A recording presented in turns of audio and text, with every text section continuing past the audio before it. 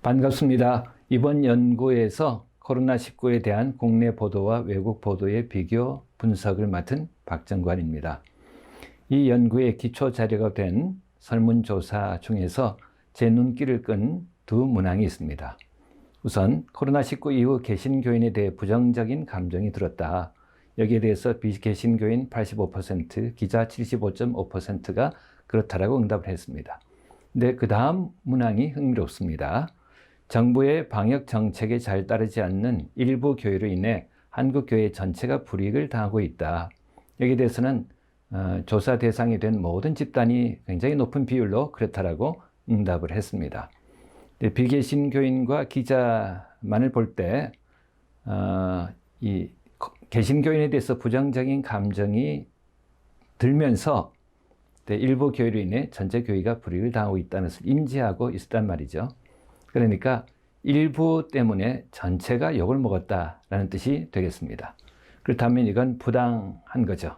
또 그래서 억울한 거죠.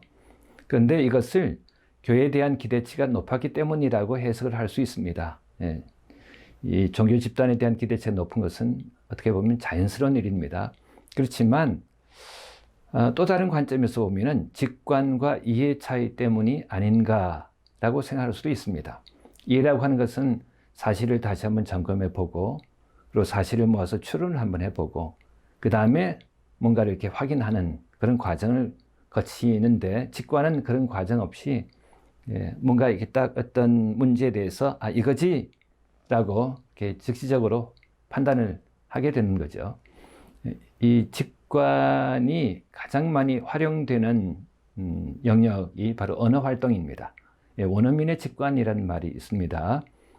우리 한국인 같으면은 한국인 가정에서 태어나서 그래서 자라고, 그러면서 한국어에 대한 원어민의 직관을 갖게 됩니다. 무슨 말이냐면은 대화를 할 때 일일이 문법적으로 따져보고, 그 다음에 여기에 맞는 어휘가 뭔가 이렇게 해서 우리가 대화를 하는 것이 아니라 어떤 말을 들으면 우리가 즉시적으로 응답을 하고, 그렇게 우리가 대화를 이어간단 말이죠. 이게 이제 원어민의 직관이거든요. 근데 이 직관이 잘못 형성될 때 우리가 그것을 선입관이라고 부르게 됩니다.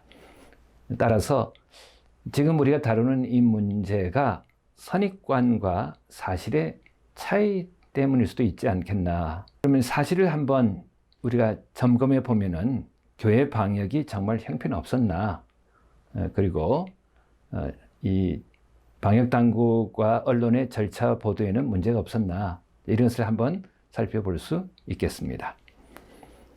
다룰 내용을 한 4가지로 간단하게 알려드리면은, 첫째, 코로나19 발병과 확산의 과정을 살펴보고, 그 다음 우리나라의 방역이 주목받은 이유를 알아본 다음에 공정하게 대처하고 알렸는가를 살펴보고, 마지막으로 교회는 어떻게 해야 되겠는가를 생각해 보고자 합니다. 우선 코로나19 발병과 확산의 과정을 살펴보도록 하겠습니다. 발병 초기에 이 사스와의 비교가 종종 이루어졌는데요. 공통점을 보면은 범유행성 전염병이라고 하는 것입니다. 팬데믹이란 말이죠. 그리고 중국이 늦게 이것을 세계보건기구에 보고했습니다. 근데 차이점이 있습니다. 이번 코로나19의 경우는 세계보건기구마저 늦게 대응을 하는 바람에 이 병을 키웠다고 하는 것입니다. 그 과정을 살펴보면은 2019년 12월 31일 중국이 세계보건기구에 발병 사실을 보고합니다. 그때만 해도 첫 발병 시기가 12월 1일이 아니었겠나, 이렇게 보도가 되곤 했는데, 그 후에 보니까 11월 17일이다. 근데 올해 3월에 사이언스지에 실린 한 연구 논문이 있는데요. 10월 중순으로 추정을 합니다. 그렇다면은 상당히 늦게 이제 보고를 한 거죠. 그런데 보고한 다음에 이제 2개월이 지나 3월 11일에야 세계보건기구가 팬데믹 선언을 합니다. 그러니까 첫 발병 시기가 10월 중순이었다면은 약 5개월 후에나 이 적극적인 대응이 이루어졌단 말이죠. 사실 서구는 이 범유행성 전염병 선언이 중요했는데, 왜냐하면 이것이 자국 통제의 법적인 근거가 되기 때문입니다.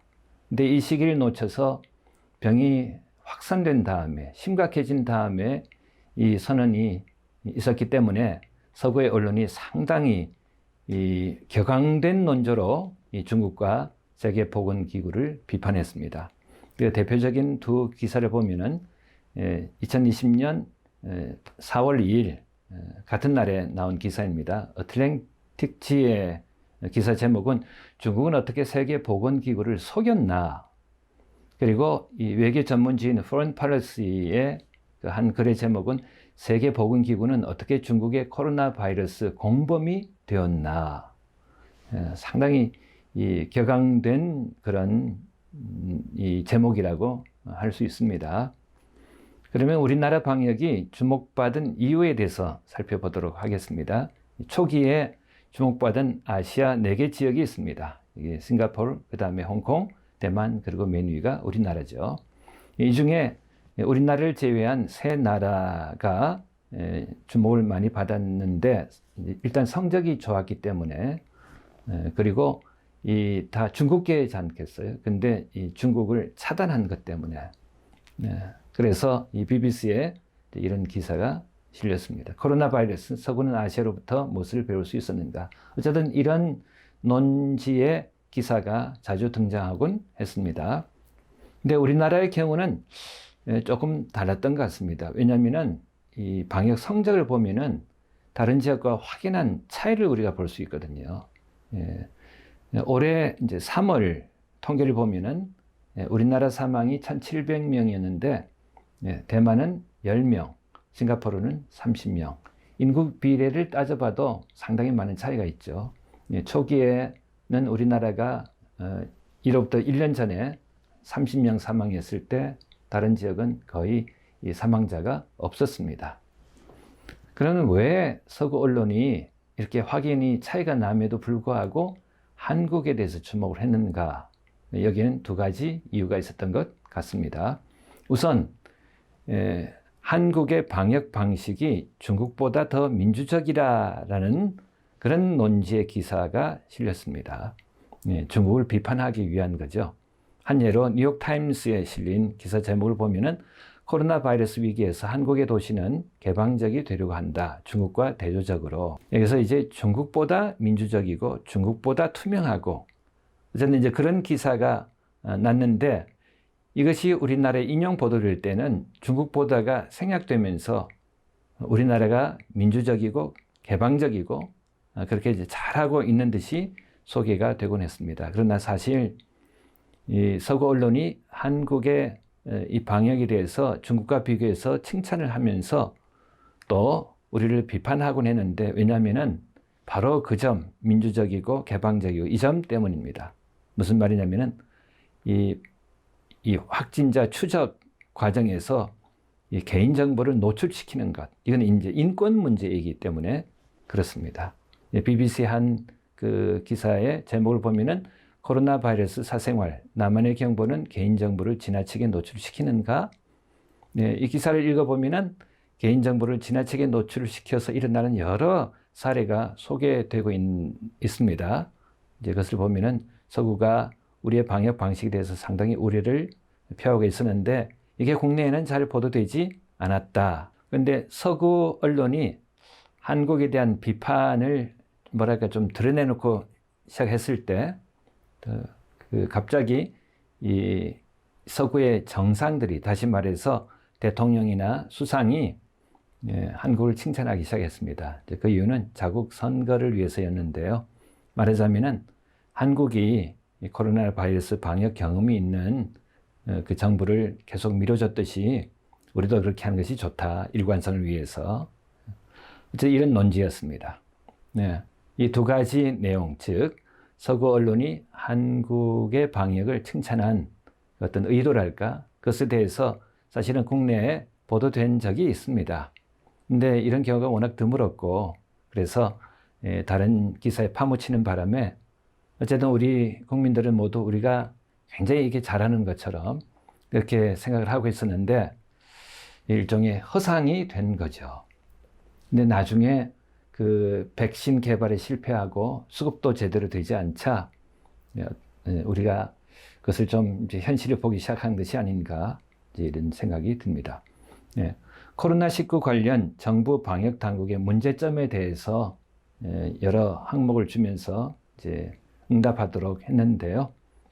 그 중에 세 경우가 50% 이상 그렇다라고 응답이 나왔습니다. 그 중에 하나가 기자들 50%가 방역에 대한 지나친 자신감이 문제다라고 응답을 했는데 아마 이것이 그런 경우가 아닌가 싶습니다.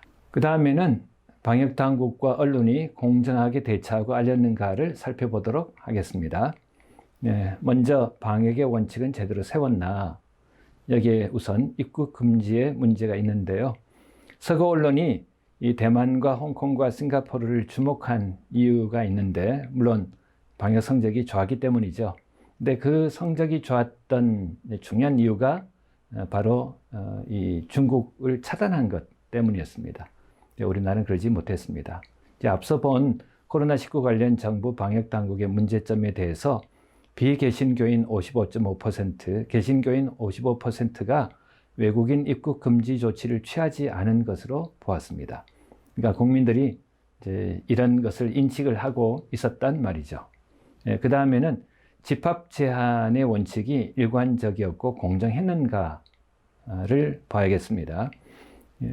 이 팬데믹 선언이 있자마자 서구는 여기에 대해서 업종을 지정하거나 다시 말해서 식품점, 관공서 이런 것, 이 생활에 아주 필수적인 것 외에는 가지 마라 이렇게 하든지 아니면 인원수를 제한해서 몇 명 이상은 모이지 마라 이렇게 하든지 아니면 둘을 다 함께 적용을 하든지 이렇게 원칙을 세워서 이 집합 제한을 실행을 했는데 우리나라는 그러지 않았죠. 그래서 이 원칙을 세우기까지는 상당히 오랜 기간이 걸렸습니다. 코로나19 관련 정부 방역 당국의 문제점에 대해서 목회자 52%가 바로 이 점을 지적을 했는데요.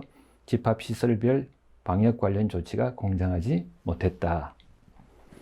그 다음에 또 다른 이제 원칙이 있습니다. 예를 들어서 그 카페라든지 그 식당의 종업원들이 정기적으로 검진을 받게 해서 음성 판정이 나와야만 일할 수 있는 것으로, 독일 같은 경우는 일찌감치 그 코로나 바이러스 병균이 눈을 통해서 침투할 가능성이 높다는 것을 알고 안경 관련 업종, 예를 들어서 안경사, 안과 이런 데 대해서는 엄격한 그런 방역 기준을 또 적용을 시켰습니다. 이런 점이 우리로서는 상당히 이제 아쉬운 점이죠. 우리나라에는 이런 원칙이 없었기 때문에요. 그 다음 프레임 문제가 있는데요. 그 발병 초기에 그 대구의 신천지 집단 사건이 터졌죠. 그랬을 때 방역 당국도 그렇고 언론도 그렇고 이 이단을 교회와 동일시함으로써 이것이 이제 교회 문제인 것처럼, 물론 이것 때문에 신천지 이단성이 드러나서 많은 사람들이 알게 되었다고 하는 그런 다행스러운 면이 있습니다.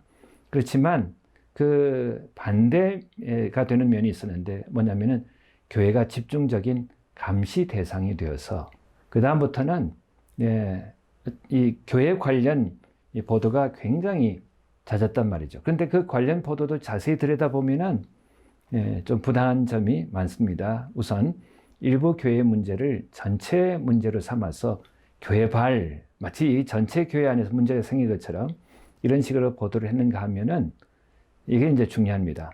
예배 감염과 생활 감염을 구분하지 않고 교인이 감염이 됐다 그러면 그것이 교회 문제인 것처럼 그렇게 알렸단 말이죠. 그래서 이런 해프닝까지 있었습니다. 2020년 6월 28일 질병관리본부가 정례 브리핑을 하면서 수원중앙침례교회 교인들이 확진자가 난 것을 이제 알렸습니다. 그래서 이게 마치 교회 안에서 그렇게 감염이 된 것처럼 그렇게 이제 알렸는데 그 다음날 수원시청에서 6월 29일 15시 현재 수원중앙침례교회 예배를 통한 집단 감염은 파악되지 않아. 이런 그 보도문을 냈습니다. 그러니까 쉽게 말해서 방역 당국이 제대로 파악하지 않은 것을 지방자치단체가 바로 잡아줬단 말이죠. 그리고 이게 야당이 아니고 사실 그 시장이 여당이었거든요. 그러니까 이 정치적인 그런 관계 때문에 이것을 이렇게 그 정정해 준 것이 아니라 어쨌든 참 이런 이제 해프닝까지 있고 한 것을 우리가 보게 됩니다. 그러더니 올해 2월에 이 방역 당국이 대면 예배 통한 감염의 위험이 없었다. 이런 것을 이 백브리핑을 통해서, 정례 브리핑이 아니고 백브리핑을 통해서 이렇게 슬쩍 알려줬습니다. 그러면 그동안 계속해서 이렇게 발표하고 보도가 난 것은 그 참 뭐였던가, 이게 참 유감스러운 일인 거죠. 네. 어쨌든 이제 이런 과정을 통해서 초기에 신천지가 터지면서 그것이 곧 교회 문제인 것처럼, 그리고 방역의 원칙이 공정하게 적용되지 않았기 때문에 교회가 집중적인 감시 대상이 되고, 그리고 교인이 감염자가 되었다 그러면 그것이 교회 문제인 것처럼, 어쨌든 일련의 이런 그 과정을 통해서 교회에 대한, 교회 전체에 대한 부정적인 인식이 생겼던 것을 우리가 알게 됩니다. 시작하면서 말씀드린 것처럼 그런 선입관이 형성이 되어서 사실 확인을 제대로 하지 않은 채 이렇게 다들 교회 전체가 문제인 것처럼 이런 인상을 갖게 되었단 말이죠. 그럼 이런 상황에서 교회는 이제 어떻게 해야 되겠는가를 생각해 보도록 하겠습니다. 우선 우리가 염두에 둬야 될 것이 있는데요. 그것은 우리가 처해 있는 상황이 전례가 없는 것이라고 하는 것입니다. 그동안 이 대면 예배, 비대면 예배를 놓고 교회와 정부 사이에 충돌이 있었기도 하고, 또 교회 안에서 교인들끼리의 논란이 있었기도 합니다. 그런데 여기에 대해서 우리가 신학적인 성찰과 검토를 한 적이 없었다.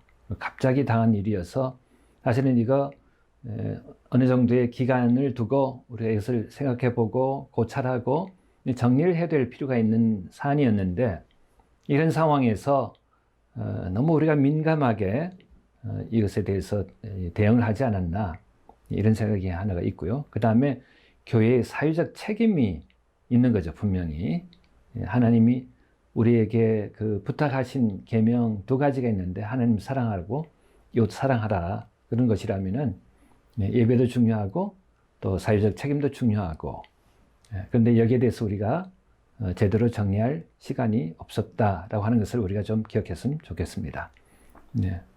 그러면서 이제 우리에게 이제 큰 숙제가 하나 생긴 것이 분명합니다. 지금 이런 상황에서 대사회 신인도를 우리가 다시 회복하는 것이 시급하다. 그러면 어떻게 해야 되겠는가? 말씀드린 것처럼 주께서 우리에게 부탁하신 하나님 사랑과 이웃 사랑이 만나는 곳에서 예배해야 되고, 또 이 둘이 만나는 곳에서 이 대사회 관계를 맺어야 될 텐데, 특별히 대사회 관계에 대해서는 예수께서 제자들을 파송하시면서 뱀처럼 지혜롭고 비둘기처럼 순결하라고 말씀하지 않으셨습니까? 그래서 이 지혜와 순결이 만나는 곳에 우리가 서야겠다, 이런 생각을 하게 됩니다. 좋은 예가 하나 있는데요. 작년에 한창 방역 당국과 교회 간에 이제 갈등이 이렇게 일어나고 있을 때, 경남 기독교 총연합회의 임원들이 경남 도지사를 만나서 이제 협상을 한 적이 있습니다. 그 내용을 보면은 이 50명이 안 되는 이 교회는 지금 생존이 어려우니 이런 교회들은 대면 예배를 할 수 있도록 허락해 달라. 그런데 대면 예배를 하더라도 그 방역 기준을 잘 지키면서 하겠다. 그리고 이 50명이 넘는 교회는 우리가 비대면 예배로 전환하겠다. 우리가 잘 하겠다. 이렇게 해서 그 협상이 이제 이루어진 예가 있습니다. 이제 참 그 힘들고 어려운 과정에서도 지혜롭게 잘 판단을 하고, 그리고 이 지방자치단체와의 대화를 통해서 이 문제를 해결했단 말이죠. 이런 이제 노력이 우리에게 있어야 될 텐데, 어쨌든 지금 이런 과정을 거쳐가면서, 이렇게 힘들고 어려운 과정을 거쳐가면서 예배 문제라든지 대사의 관계에 대해서 우리가 어떤 지혜를 얻고 또 바른 자리를 찾아가는 그런 이제 시기가 됐으면 좋겠습니다. 특별히 교회와 정부와의 관계, 지방자치단체와의 관계, 그리고 언론과의 관계, 그리고 시민사회의 관계, 이런 관계에 대해서 우리가 더 신경을 쓰면서 교회를 믿음 안에서 세워가고, 그러면서 또 사회의 관계를 돈독히 해가는 그런 좋은 길을 찾았으면 좋겠습니다. 제 발표 이것으로 마치겠습니다. 감사합니다.